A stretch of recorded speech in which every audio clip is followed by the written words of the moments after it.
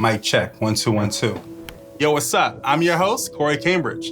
I'm a podcaster from Richmond, Virginia, now living in Los Angeles. I've been capturing my family stories to future generations. I personally would love to know who were their parents, where were they actually born. I've never been able to get any definite answers. There's just something about history and recording history and documenting history that just intrigues me. I need to document my own family history. Tomorrow's never guaranteed, and these stories just die. They die with people. I want future generations to go back and see themselves in my grandfather, see themselves in my grandmother, know that your laugh comes from someone else's laugh. I'm excited to see what records I could find using Ancestry and have a deeper knowledge that I could share with my entire family. I want to go through these records because family is everything. And you gotta go through and understand what your family endured. There we go, hints.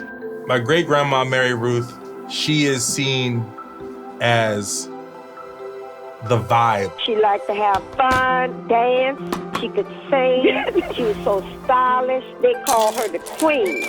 Every Christmas Eve with Mary Ruth, we would get in a circle at 11:55 p.m. Every person, whether you were a guest or not, had to speak on what you was thankful for this year.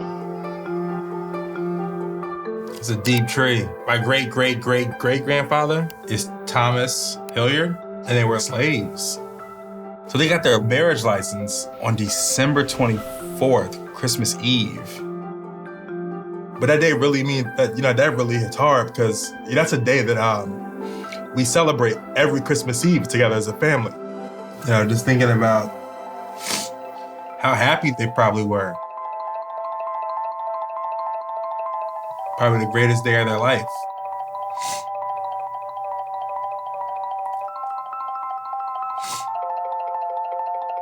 So what are these ancestor member trees? Whoa, so who's this guy? He seems to have a lot of information. This is my fourth cousin once removed. I'd love to have him on the podcast. You hear me all right? Hey, Corey. Yeah, I can hear you. What's up, dog? And it's good to actually connect with you, man. It's such a pleasure meeting you today. Likewise, man. I'm glad that you connected with me. Obviously, I knew our lineage went through slavery, but there was this detached feeling, right? Because there was no name. It's hard for us to cherish and value it because we just know today. I think it's up to you and I to look at where we come from. Is there a family member that you've done research on that surprised you the most? I have the last will and testament of a slave owner when he divided his slaves up among his children. And in that document is our third great grandmother's father and his mother. Can you see that? Yeah. So if you look, these are the slaves that was owned by Thomas Hilliard in Warren County. And then you'll see Tom, age 7. The time of this document, Thomas was worth $400. His mother, Amy, was worth $450. His other siblings are listed there. Below, they all go to different people. These families were ripped apart. I'm sorry, give me a second.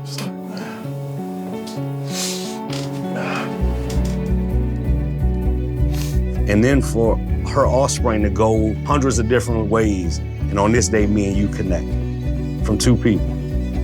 That's pretty awesome, man. When we started doing this, I wanted to not highlight a lot of the trauma, but really showcase the joy. My family has a lot of resilience. That's powerful, man. This brings you some understanding that you're digging deeper and you're finding out who you are and where you come from. What I learned was I come from a long line of resilient people. One reason why I wanted to move to the ocean, it was because the ocean has no acres. Like there's no limits because we're free. It's not where you at, but the road you travel to get where you at.